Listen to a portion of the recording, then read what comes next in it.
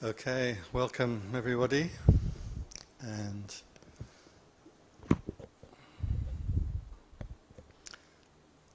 do we need to do a sound check? Is it okay? It's all running? Okay.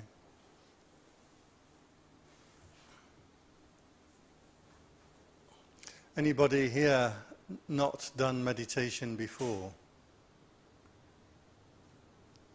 A little bit, because you were here last week, right? So you're experienced now.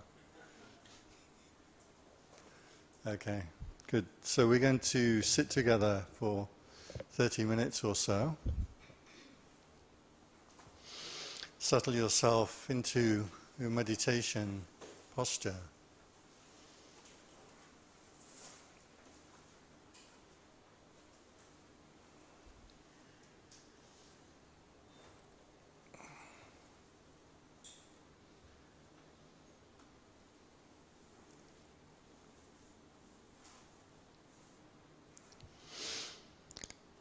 If you have your own meditation system, feel free to carry on with that kind of meditation.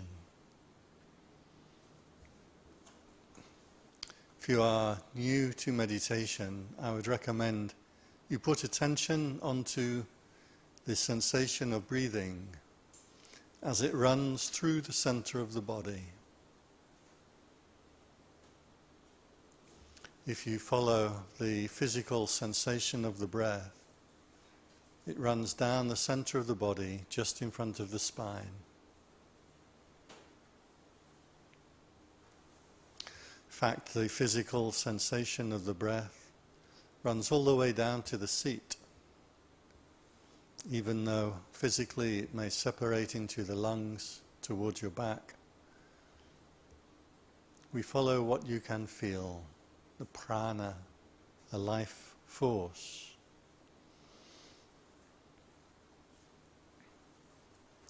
Train yourself to be content with the neutral object of focus. That is, in normal life, you put attention onto things that you like, that you dislike. You dwell on them, think about them, become engaged. The meditator chooses calm and peaceful objects of attention, places to put the focus. The breath is always handy, it's always present. Becomes a very comfortable place to put your attention. Gives you a sense of separation from the mind, from the thoughts, from the world. Training yourself to value this brightness, clearness, the distance from your thinking. For those of you who are more experienced in meditation, note that your attention moves from one thing to another thing to another thing. Note when you put your attention onto a meditation object, you're simply holding attention tightly on one thing rather than other things. But this process of cognizing something, of having something in attention, of focusing attention onto something all of the time, this process can stop.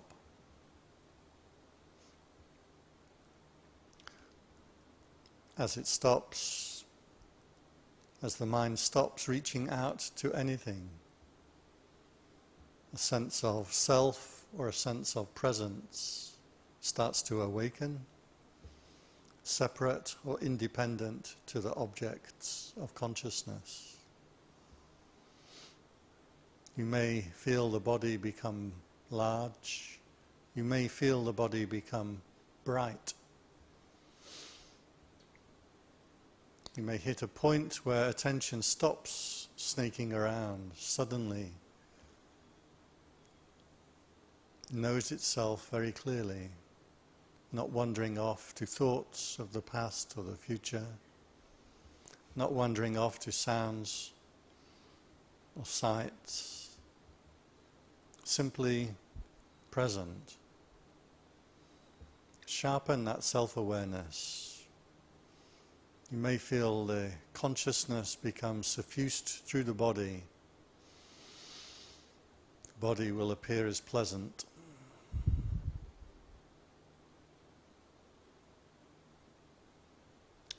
You may feel energization, or piti, a rapture, comes through the body. You may feel a happiness of mind, a contentment that arises not based on sensory input. These are some of the signposts that meditation is advancing.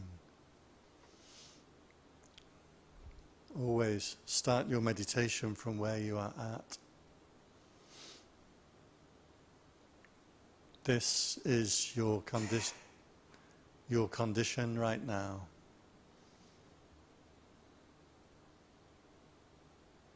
We're not trying to create new conditions.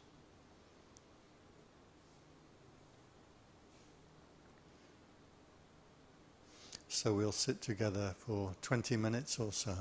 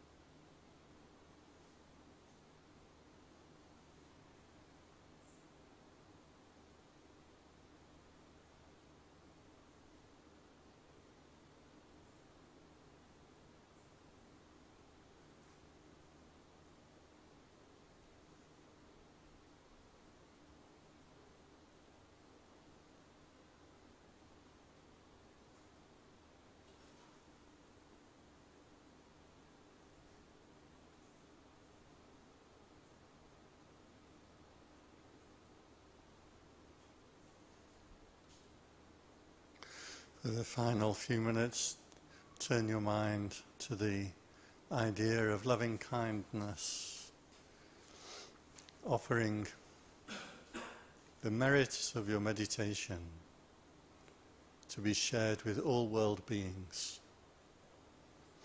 It's called bodhicitta. Remembering our meditation is not just for yourself, but for all beings. So take a few moments to share with the thought, with the intention, with the feeling, this idea of loving kindness. May all beings, everywhere, in every state, be happy, be peaceful, be free from suffering.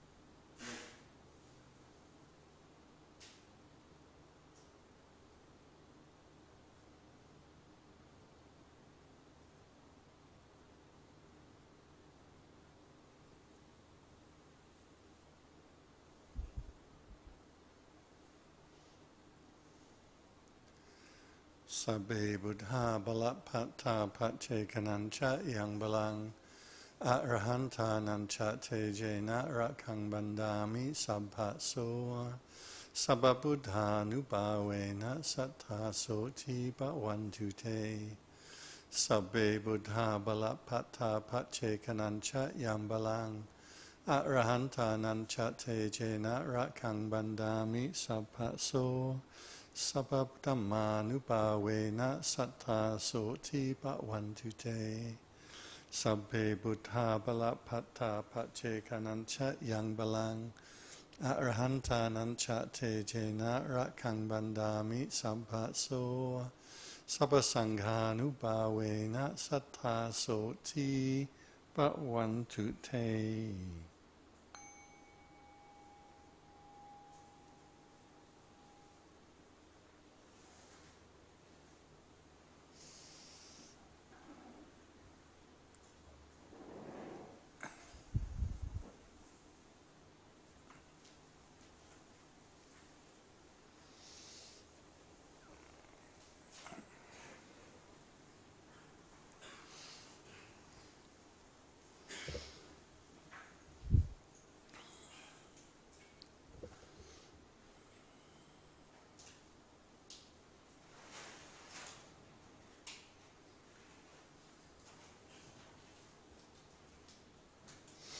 Okay, so this evening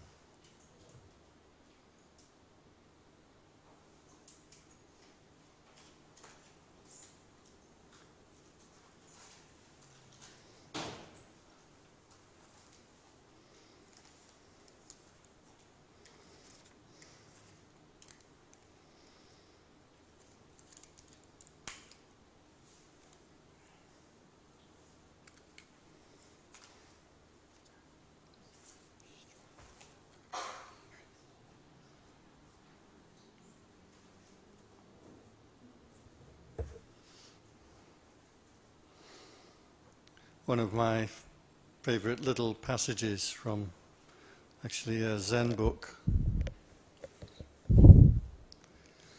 Blind old Futsa, down in a dark cave, thick with a maze of vines and creepers. He comes back and sits, stark naked in the weeds. It's a pity about Master Fu. He's going to lose all his lovely mansions. And don't say these words are cold and indifferent, and that they have no taste, because one bellyful eliminates hunger to the end of time. Meaning should be quite clear. No. So blind old Phutsa down in a dark cave, thick with a maze of vines. This refers to the Indian idea, not just Buddhist, but a general Indian idea of the world being delusionary, that we live in a world of illusion or delusion. It doesn't mean the world isn't real, but it means that our interpretation or the world that you carry around with you is not really the real world.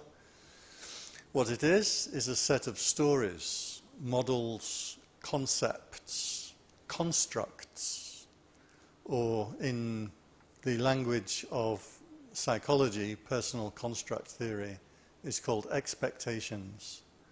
And you carry these stories around with you. They model the world that you live in. While the stories are working okay, you are not so aware of them. But when reality or the world doesn't conform to the stories, this constructed world that you carry around, then you start to suffer. You want to change your stories, you want to find some way to explain what has happened. Do you ever notice this when something bad happens in the world, in the news? One of the first things that you ask is why? It's weird, but when we have an explanation for why something happened, we feel better about it. When we can't explain something, then we feel more suffering. So a couple of days ago I had this. My conceptual world flared into being, most particularly the model of myself in this world. I was going up to the park at Puttamonton, and I had been given a new app, this bus app. It tells you what buses to get. I don't know if you've seen it. I was surprised Thailand had one of these, but I thought I would try it, and I waited for the bus for 20 minutes, and I was not sure if it was going to work or not. So it makes the wait harder if you're not sure if you're just wasting your time completely. And so I was feeling a little anxious or on edge at the bus stop, thinking, am I just wasting my time? It's a 10-minute walk to the bus stop. I'd been there 20 minutes. I'm half an hour into my trip, and I can still see my room. Anyway, the bus, 547-4/63 is the right one. It came. It's like, wow, the bus app worked. And then, as the bus was coming up to the bus stop, I stuck my arm out, as one should, and the bus driver was slowing down to let somebody off the bus. And then he saw me waiting, and he sped up again, swerved away from the bus stop, and stopped 100 yards up the road and let the guy off the bus. I went stomping up towards the back of the bus, wondering why he's driven so far, and he just took off. Why?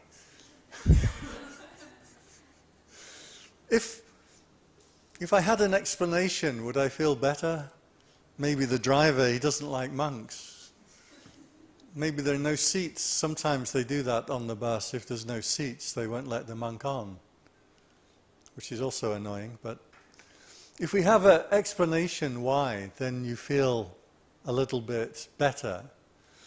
What's happened is it's broken my constructs of the world, my expectations of how the world should be. He should stop the bus. It used to happen quite a lot to me, but there was a certain bus stop and it was going up the bridge by Ta Prat.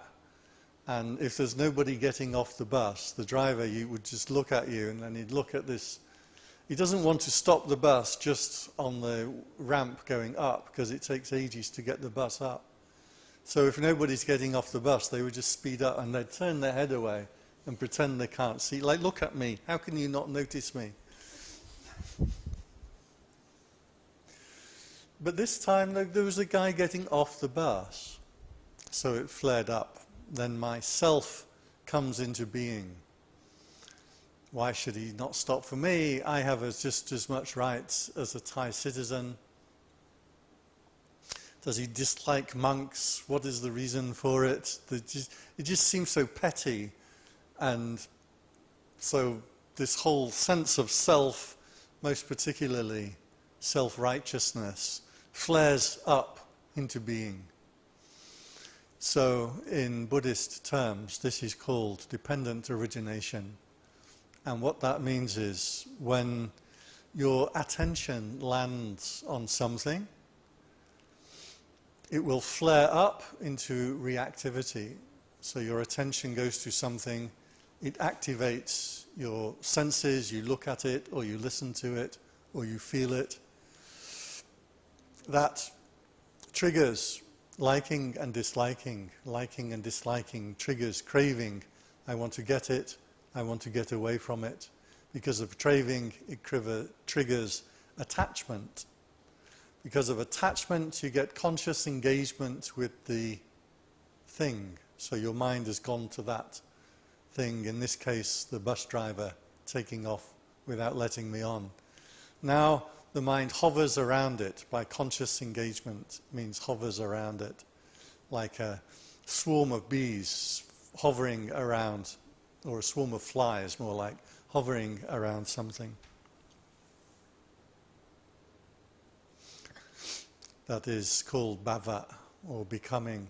And because of bhava and becoming, we get launched into rebirth, and because of rebirth, we get suffering. So that was the basic tenet of Buddhism, it's called dependent origination. It means when you put your attention onto something, it fires up this whole process. So what did I do? I had to take a taxi. I don't mind. The bus takes an hour and 10 minutes. The taxi goes a different route and takes about 30 minutes. So I can still take a taxi and then I'm early to meet my friends. And while I'm in the taxi, I can feel this self that has flared up, like ebbing and calming down. And I didn't want it to go because I felt indignant. But I can't keep that feeling going for too long. Did you ever watch The Incredible Hulk? Never watched The Incredible Hulk? The guy, he works in some kind of nuclear testing laboratory, and he gets poisoned with some kind of nuclear agent. And he has the condition that when he gets angry, he becomes 10 times the size, grows these huge muscles and turns green, and starts smashing everything up and roaring. What, you're saying that's what happens to him? Did you see that? She's going... It's a cartoon comic, but like all good stories, they're pointing to something that really happens. When you get mad, doesn't suddenly you feel like you're really tough? Doesn't it suddenly feel like you're smashing people up by wagging your finger at them, shouting at them, getting annoyed? You feel like Incredible Hulk. What I always liked in the TV series was after the Hulk runs around and he smashes things up, and usually a few bad guys, and then he'll go off into an alley somewhere, and then his breathing would calm down, and then his big, huge muscles would start to retreat back into his normal form, and then his clothes, which had become stretched on his body, would start, become loose on his body, and he'd calm down, and then he'd return into an ordinary human being again. If you are mindful, you can see this happen when you are losing your temper, when you get indignant. I felt it in the taxi a couple of days ago, because I really wanted to maintain my indignance at this bus driver. I was trying to plot, can I get my taxi driver to go in front of the bus and stop and I'll try and get on again? Should we just drive past the bus and I'll wave my fist out of the window at the driver?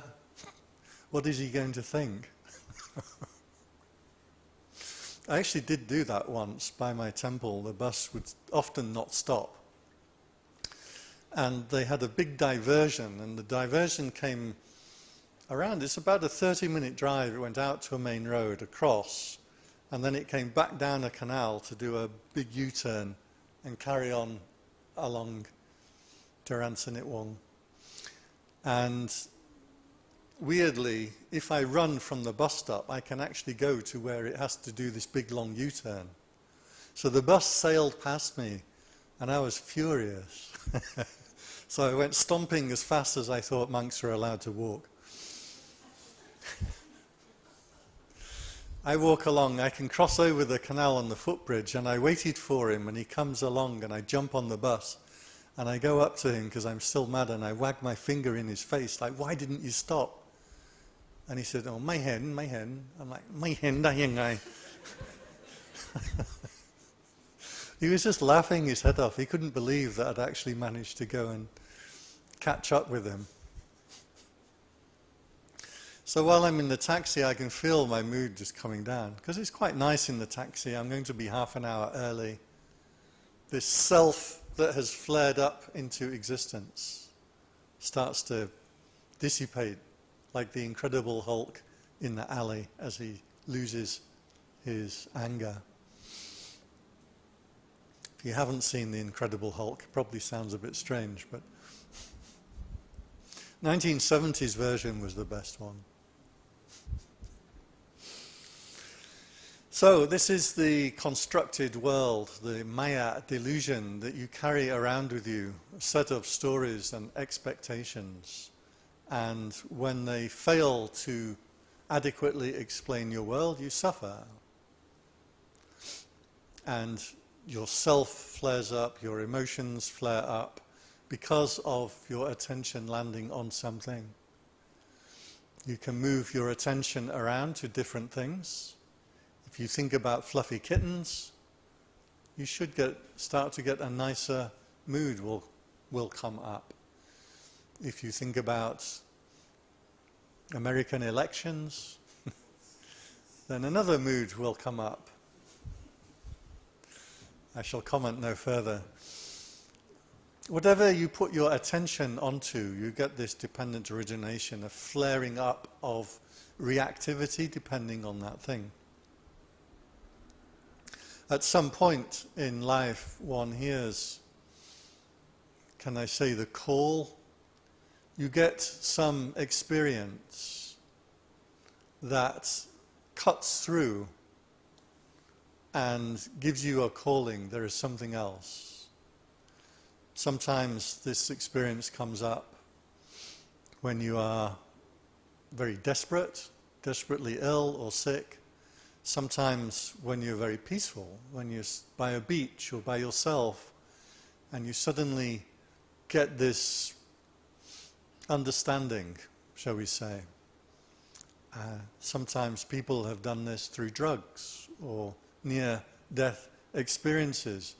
But most people I know who have done meditation, who are interested in meditation, have at some point had this kind of calling, a intuition that all of this that I know is not it. There is something deeper or something other or something greater than just my thoughts, my moods, my ideas, my vote.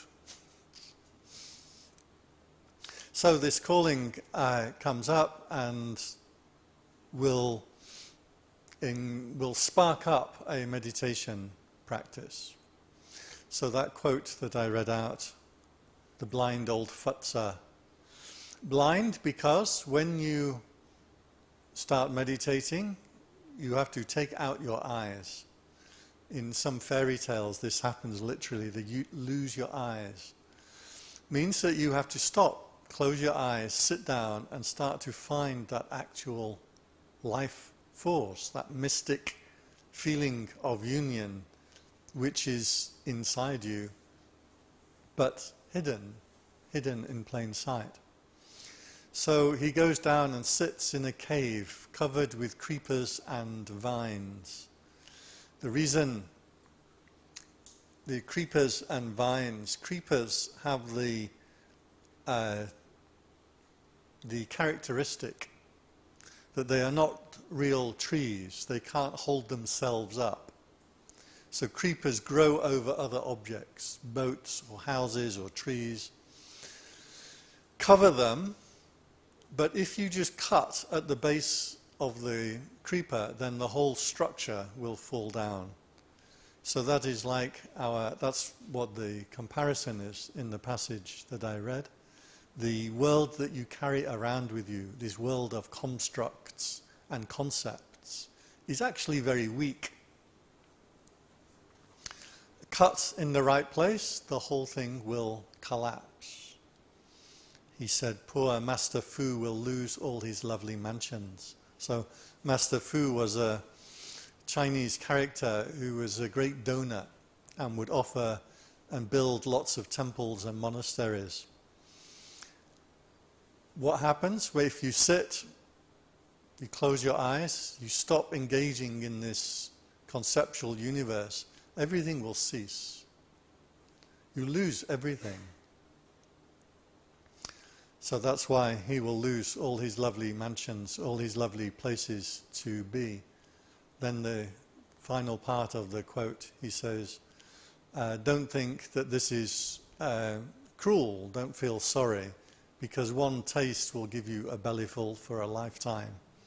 What this means is stepping out of the conceptual universe into these purified states of consciousness will show or reveal a happiness and a peace that is not based on sensory contact. It's not based on thoughts, on smells, tastes, foods, nice things to see, nice people to be with, nice places to be. It's a happiness that arises when consciousness is purified by itself. So, as one starts the meditation then to engage in this path, we leave behind the conceptual universe by not engaging in it. We're not trying to build now a new Buddhist universe, Buddhist concepts, Buddhist ideas. It's quite important. I made this mistake for many years. I was thinking there's a bit of no self, and there's a bit of impermanence, and there's dependent origination, and there's consciousness, and there's karma, and there's rebirth and reincarnation. And I was trying to hold this kind of Buddhist universe somehow in my meditation. Yeah, it's the wrong way. It's just another concept. Just more mind-created stuff. So to meditate, you have to sit and leave all that far behind. Note, you don't fix your universe. The meditator does not fix the universe, the constructed world. That's what psychologists do, and that's useful and it's helpful. You can bring in new ideas and new constructs, especially these days cognitive behavioral therapy will give many tools for changing the way you view yourself and the world. The meditator, you want to leave all that far behind. You do this by not thinking about stuff. It's the easiest way to say it. And again, I did this wrong for so many years because I had teachers who said, if you have thoughts, just leave them in your head. Don't be attached. So I would sit there for years and years. I could sit there for an hour quite easily. My posture, I can hold a posture, and I let my mind think, ba-bum, ba-bum, ba-bum, ba-bum, this, and I just allowed it to do so without attachment. I wasn't getting anywhere. So that was the wrong teaching. The mind has to stop. You have to stop the thinking. You have to stop the conceptualizing. And you move into direct, raw experience. So when we do this, first of all, you focus on an object like the breathing or visualization or a mantra. That's good for calming things down, but all you've done is swapped thinking about these things for focusing on this thing instead. So you notice the nature of the mind moves from one thing to another thing to another thing. Even as you are sitting here, you tell yourself the story that you've come to the Dhamma talk, you've listened to Dhamma, but if you observe, that's not what's happening. What's happening is you listen to something I say triggers a memory with something in your mind, and now you've gone to the memory. Then somebody coughs behind you and your ear has gone to them. Somebody comes in or it goes out and your attention has gone to that. Then you think you're too hot or you're too cold, your attention has gone to that. Then you think, shall I move? Your attention has gone to that. Isn't that actually what happens if you watch your experience? So you bind, because of this chaos, you bind it together with a story. I went to this Dhamma talk on a Monday evening. The mind's moving from one thing to another thing to another thing. So as a meditator, you catch the mind in this process. Now, what is a thing when it arises? There is a classic Buddhist teaching called the khandhas, or in Sanskrit is called the skandhas. And this is an analysis of what a thing is. Now, by thing, what we mean is a moment of perception. So, if you think about your mind as it moves from one thing to another thing to another thing, if we were to catch your mind and take a snapshot, what is right there at this moment in the mind? Take a snapshot and analyze it. So, let me use for an example this Buddha image. I can use anything. I sometimes use a camera, I can use a bottle of water, I can use a bell. In fact, why don't we use the bell? You can perceive the bell, right? Sometimes you think a bell should be that way. In the West, a bell is that way. Asian bells face upwards. So, what is present in the moment when you cognize the bell? What do you notice? Anybody? Shape. Needs a certain shape to be a bell. Anything else? Sound. Even though it's not making a sound, you still have a sound in the cognition, right? Yeah. Anything else? Color? Usually with eye, it's the color and shape that you're aware of. Anything else?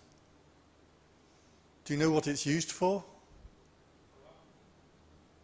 But isn't what the bell is used for, isn't that included in your perception of the bell? Here's another thing. Do you like it or not like it? You like it. It's a little bit small. The sound is a bit tinny. Small bells are a bit... Should be able to ring them like that. That's how you're supposed to ring bells. When you hear that sound, does that sound have a meaning? It's not the siren of a police car. It's not the sound of an air conditioner. It has a certain meaning, right? The bell sound. So here's the point. You can't just see an object. When you see it, there are several things included in that moment of perception. One is, you've got the shape and the color. Another is, you know whether you like it or you dislike it, or you feel neutral. But usually there's some kind of pushing or pulling, some kind of attraction towards it or away from it. I see this when I see you lay people at the market, and you go up to the fruit stall and immediately you start squeezing the fruit, because I want to get the absolute best possible fruit. What you're doing is you're perceiving the apple and seeing how much you're gauging how much I want that apple, or this apple, or this apple, or checking the bananas, which has got the better degree of ripeness in the bananas. What you're doing is you're measuring your liking and your disliking, or your attraction towards it. So you have the form of the thing, you have the liking and the disliking, the attraction. You have the sanya. So that's, in Buddhist terms, its form is rupa. Liking and disliking is vedana. You have the sanya, which means your perception, recognition. You know what the bell is for. You're not going to drink water out of it. There's one time in England they had the grathorn is a spittoon, right? But sometimes in Thailand you get these fancy spittoons. They can be quite nice. Somebody took one to the temple in England, and one of the monks saw it and thought, oh, that's a nice bowl. And he put it on the shrine and put incense in it. And then the Thais came and saw this spittoon up on the Buddha shrine and freaked out. You can't have that up there. So you have a recognition of what it is. That's called sanya, or perception of knowing what it is. The best example of perception was Pavlov's dogs, right? When you ring the bell, the dog starts salivating. And Pavlov was actually researching the salivary gland originally.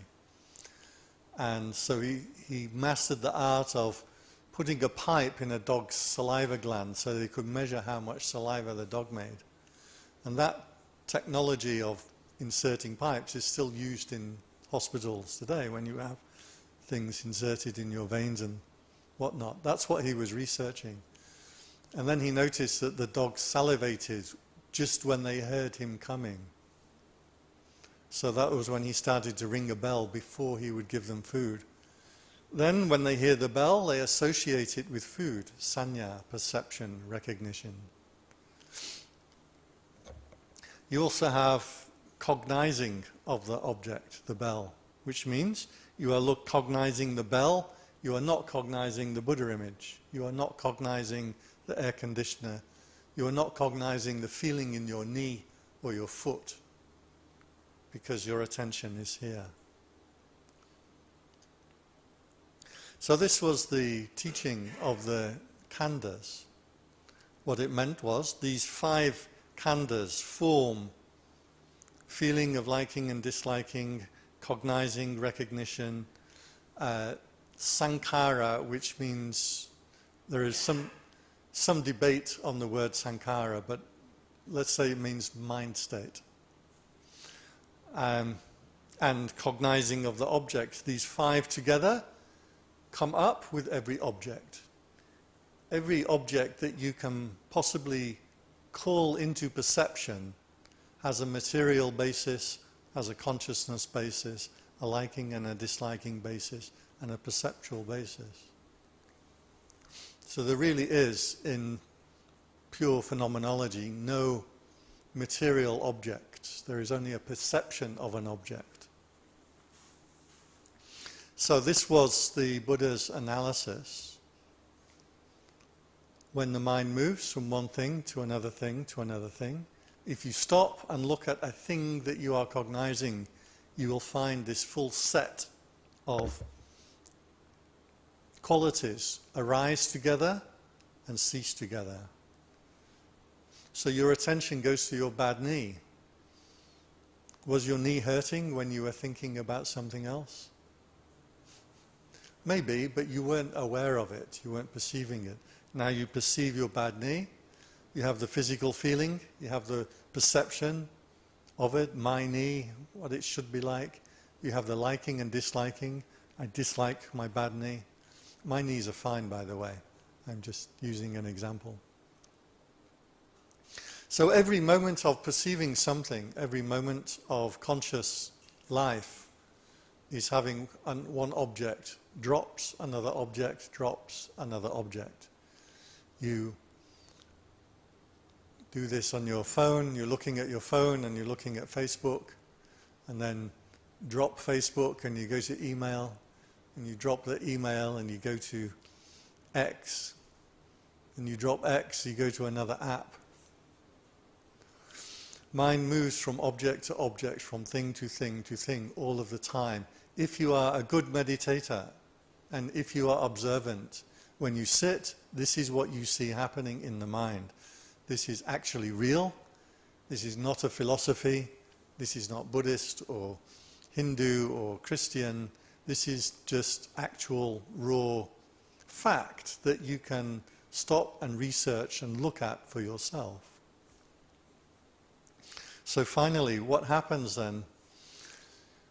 We analyze every object that I can bring into my perception. A story from my past, my relationship with my doctor, or my parents, or my children, my views on bus drivers in Thailand, my salad sandwiches. I had salad sandwiches today for lunch, one of my favorite. I'm very easy to please. Salad sandwiches come into my attention. I like it, I dislike it, I perceive it. That drops from my attention now and I go to something else, something else. This should be what you observe if you are observant. The art of being a real meditator is not being able to focus your mind onto a light or a mantra or the breath. The art of being a good meditator is to come back and see this actual process of the mind.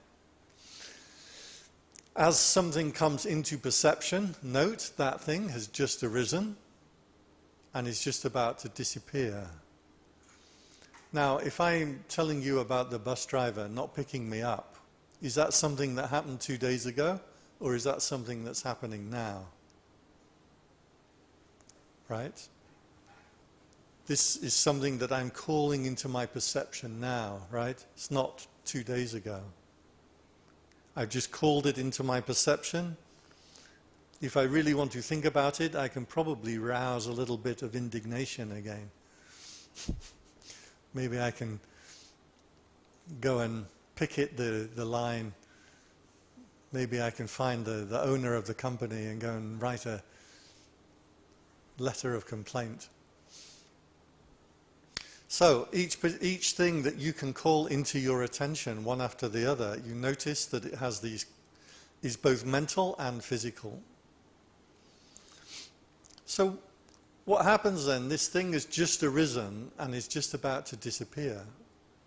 We can't really control it. Otherwise, I would say I want my perceptions to be this way and not that way. If I have a pain in my knee, I can't just say I think I want my knee to be pleasant instead of unpleasant. I don't have control over it. That was the definition in Buddhism for no self. You may have come across this teaching of no self. It doesn't mean that you don't have a self. No self means that anything that you can call into your perception has just come in. It's just about to disappear and be swapped for another perception. Therefore, that thing is not yourself. You don't arise and disappear. A perception has just come in and gone. That perception is not yourself. That was the actual meaning of the term no self in Buddhism.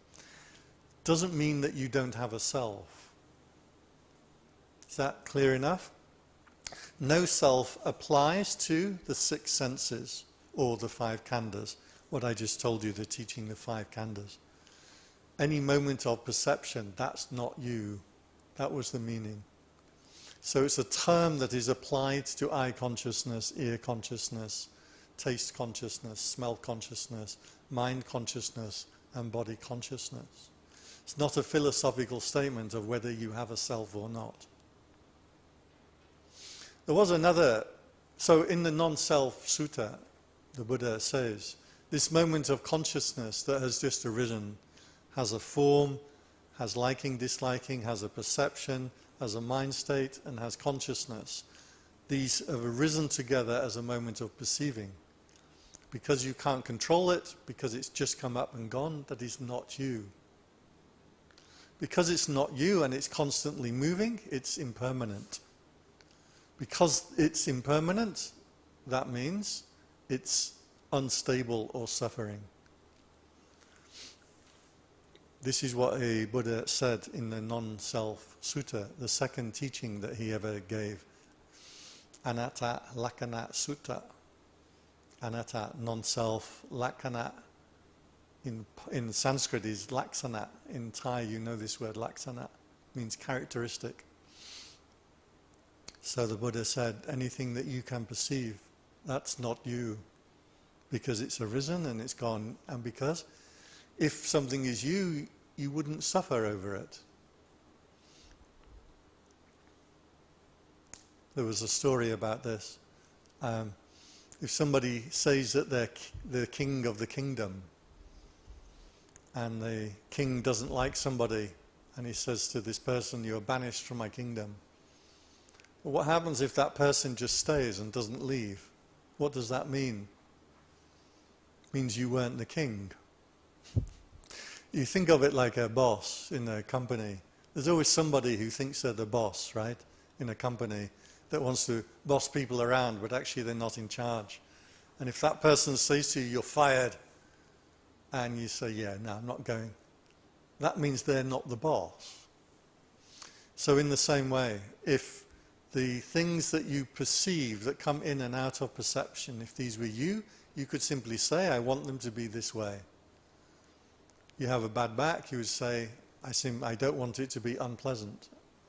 The fact that it doesn't obey you means it's not yourself.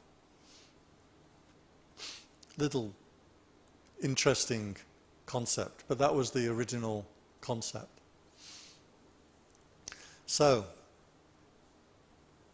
the sutta says anything that comes into perception arises with the mental side and the form side, the liking and the disliking and the perception, and then it will disappear. Because of that, it's not you. Because it's constantly moving, it's impermanent. Because it's impermanent, it's suffering or unstable. So this is quite well analysed in Buddhist circles. You'll see a lot of books about these 5 khandhas. You see a lot of explanations about this sutta that try to draw up this universe of things arising and ceasing, self and no self. But they always miss the last line of the sutta. It says, seeing in this way, one becomes tired of suffering. Tired is the word nibbita. You become fed up. Or, I like the translation, disenchanted. Because he is disenchanted, he becomes dispassionate. Viraga. Raga is passion or lust. Viraga means without passion, without lust. Because of viraga, he becomes liberated. Vimutti. It's another word for enlightenment or awakening. So that was the actual important line in the sutta. Seeing all these perceptions come in and leave, come in and leave, come in and leave, you get tired of it. It feels like a weight in your mind. Do you have this experience in meditation sometimes? You're sitting there, you're trying to focus on the breath, but the mind thinks, have I fed the cat? Have I paid the insurance? My back aches, the air conditioning is on, somebody's making a noise outside, and the mind's jumping from one thing to another thing, and you think, I'd just like to meditate and be peaceful. You're starting to experience exactly what the Buddha taught in the sutta. You become tired of the mind jumping around in this way. I want to finish with a couple of pointers that happen. The mind withdraws then from this process of perceiving things. is important, because we don't fix Maya, we don't fix delusion. Our job is not to find a better set of constructs or set of stories that make us happier. Our job is to withdraw the mind from this entire process of imagining up the world in the first place. As the mind withdraws from that, some of the experiences that you can feel, one is the attention will come into the body. So you'll have a feeling like you are sitting here in this room. Consciousness can become suffused throughout the body, like honey mixed with flour. If you mix it in thoroughly, the honey seeps through the entire ball of flour, or water or whatever, but the sutta uses the word honey. There is a feeling of hitting on stable ground. Rather than the mind snaking out to this thing, to this thing, to this thing, to this thing, suddenly it becomes self-aware and things are passing by, but you don't move. So little perceptions come in, they try and get your attention, but you're not moving. Your attention doesn't go out to anything.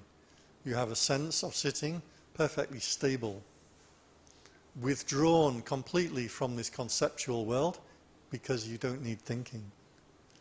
But you have very strong awareness, very strong presence. And I want to make this clear. You have a sense of self. You have a sense of I am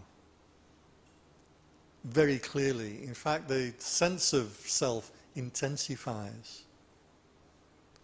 The self that doesn't intensify is I am this age, I am 55 years old, I am a Buddhist monk, I am English, I have a right to get a bus like any other person, I like playing, I don't know, personally I like reading books. I'm thinking my friend, he likes playing computer games. I don't get it, but who am I, what do I like to do, how am I going to be, what is my id and my ego and my superego, which Briggs Maya. You know the Briggs-Meyer test, psychology test? You have 16 different personality types, and you do a test, and then it tells you which of the 16 types you are. And you think, wow, that's me. That's not you. That's non-self. You withdraw from all of that, from the conceptual world. So when I say the sense of self intensifies, we don't mean the ideas or the psychology. That doesn't, you have to leave that behind. What intensifies is this presence, clear, bright. The mind or consciousness becomes brighter, sharper, and clearer. And you can feel very clearly as you start to go into a thought or into a sound or into a sight, you can feel this brightness of consciousness dissipate. You can feel when you bring it back and it sharpens. As you sharpen more, a feeling of piti, rapture, will run through the body. It will energize, spark you wide awake. You know you're not sleeping, you're not dreaming, you're not thinking. Your consciousness has become purified. Happiness can arise. Happiness means consciousness by itself is perfectly blissful and happy. It doesn't need anything added to it. This is not happiness because your guy won the election. This is not happiness because you got salad sandwiches for lunch today. It's not happiness because you got to play with the dogs. That makes me happy. This is just consciousness by itself is blissful.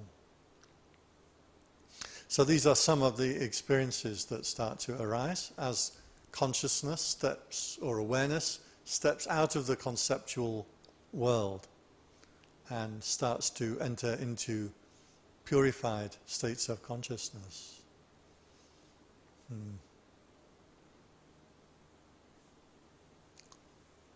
Clear enough? Like mud.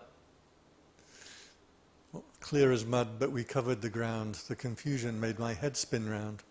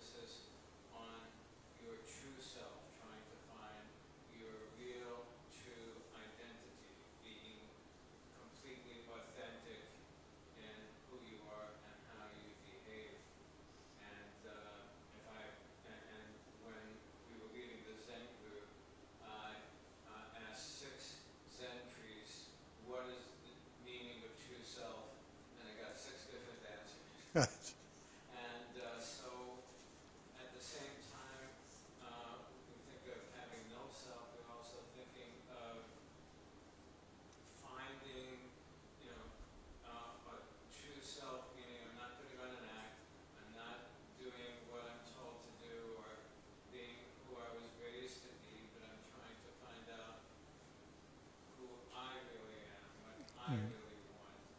How do I really want to live my life? Sure. And do you think these two are compatible, no self and true self? No. And I'm a bit of a purist because I'm speaking purely from a meditation standpoint, which is there is a thing that you withdraw from and you leave behind. There is a new thing that arises. But Chogyam Rinpoche, especially one of the Tibetan guys, he talked about this being completely genuine personality or true to yourself. But then what he said was his genuine personality was he had a wife, but he would sleep with all these other women. And he said, well, I'm being a genuine person to who I am.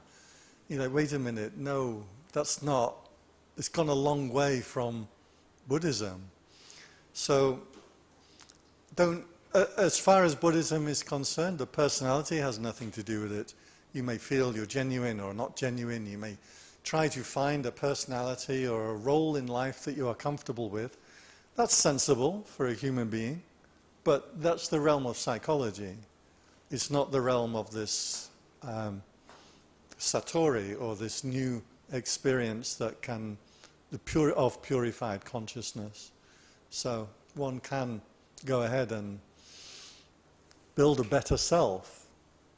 I know people who learn lessons and change and improve. I hope I've improved a bit over the years. Have I improved? A trifle. A trifle. It's known me a long time. There was a Zen story of Matsu and his teacher, Huizheng. Now, there are different pronunciations and ways of writing it, and they're probably Chinese, so I'm probably messing the names up. Anyway, this Huizheng, I always call him Huizhang, which in Thai means very hungry. And he came to the student Matsu, and Matsu was meditating very diligently. And his teacher said to him, "What are you doing?" He said, "I'm trying to become like the Buddha." And Huizhang said, "Oh, that's very good, that's very good." And he went off and he got a brick. And he came back, he started polishing the brick. And his student Matsu said to him, "What are you doing?" He said, "Well, I'm trying to make a mirror. I'm going to keep polishing the brick until I get a mirror." Matsu said, "Doesn't matter how long you polish the brick, you will never make a mirror." And Huizhang said, "Exactly." So the point is, if you are arranging your perceptions and conceptions, this guy's meditating, trying to be like a Buddha. He's trying to set up another one of these 5 khandhas, this moment of perception, a way of being, a construct. You have to withdraw from that. Doesn't matter how well you try to fix or change your perceptions, you will never get to this new experience. So he's saying, changing your perceptions or trying to be one way or be another way will never get you to be like the Buddha. You have to withdraw from this process altogether. So, polishing a brick to make a mirror feels like filling out forms to get a Thai visa. You're never going to have success. I have to do it this month, it's on my mind. I have to start my month-long visa process. Anybody else before we wrap up?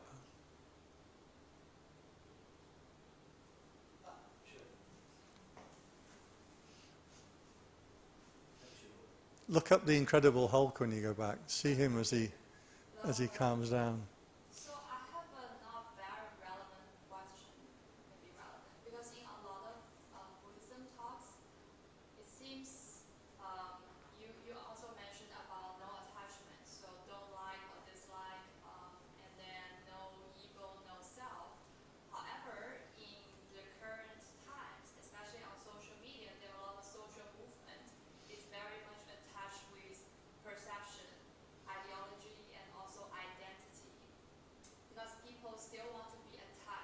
Mm. something like LGBTQIA or other opinion groups. So what's your opinion about that? Are they talking about the same thing? Is there any connection or they are kind of parallel? Just curious. It's easy to get drawn into these kind of groups. And I'm not too drawn in myself, but I have to say the right wing, or American Republican wing, has much better jokes. So I do, because I click on the joke now, it assumes that I'm a Republican and starts sending me all this stuff. But there's one, was it Taylor Swift, a woman who's made $1 billion writing songs about her bad choices, chooses Kamala Harris.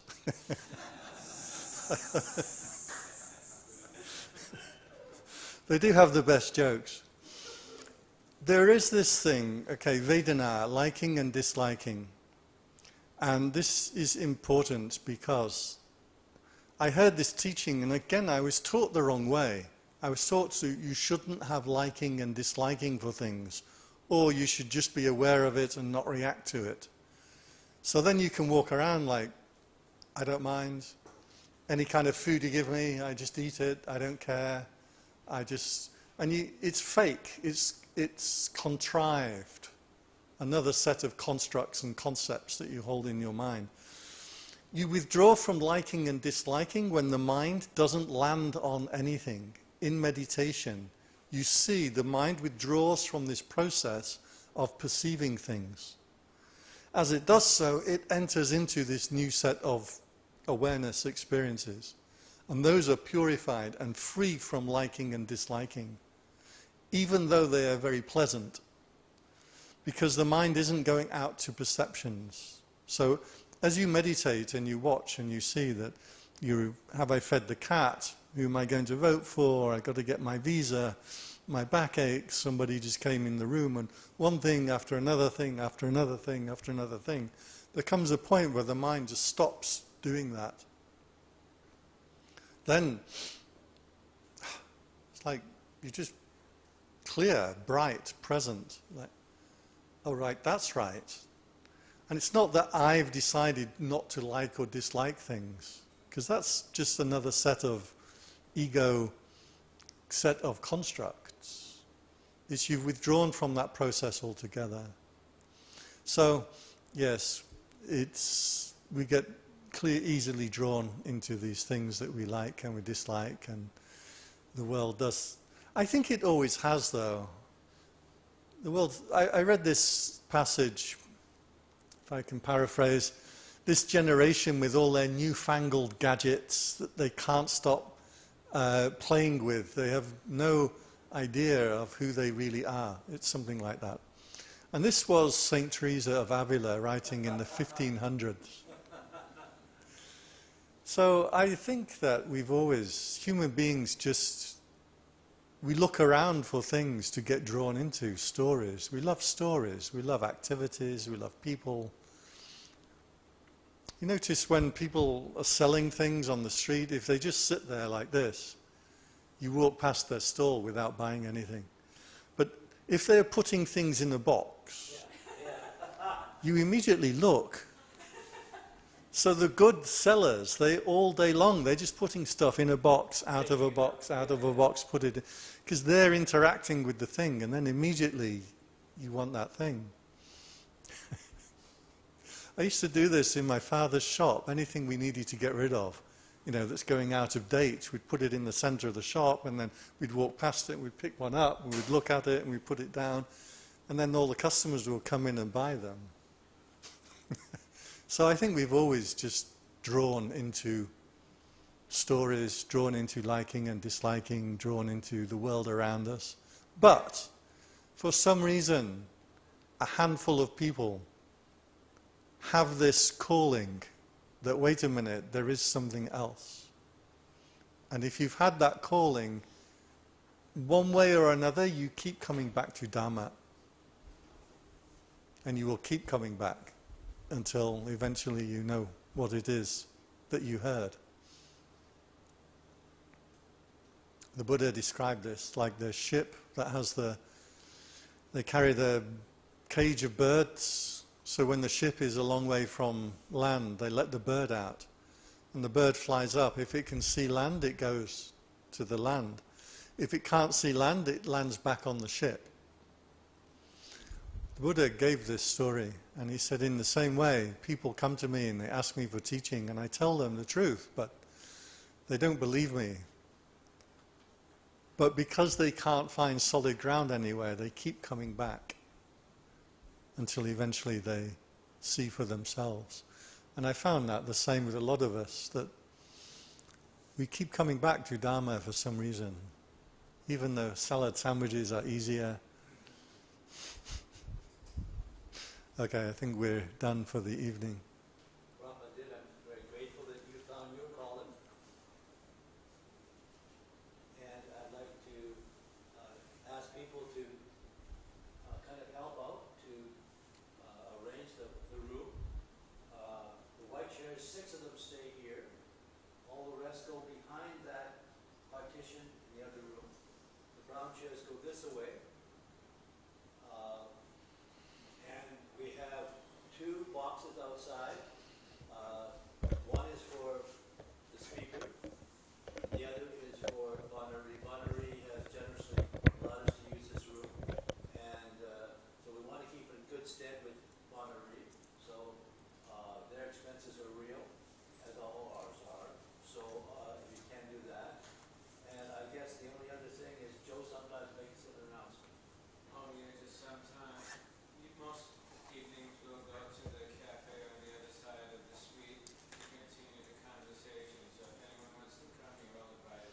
You go to the hidden cafe? Yeah. So that's on that side. Yeah. Yeah. Okay, if I can do the blessing. Sabbitiyo avivajantu sabbarogo avinasatu mate bhavatvantarayo asukiti kayuko abhava abhivadanasili sanicang vutta pachayino chattaro dhamma vada Ti ayuvano sukhang balang. Okay, so we'll be here next week, same time, same place. Are you going to be here next week? I'll be here next week, yes. Okay, and then maybe Robin's the next one after that. Okay, if any of you want to come up and talk, I think the world will not stop if we're 5 minutes past 8. So it might. Okay.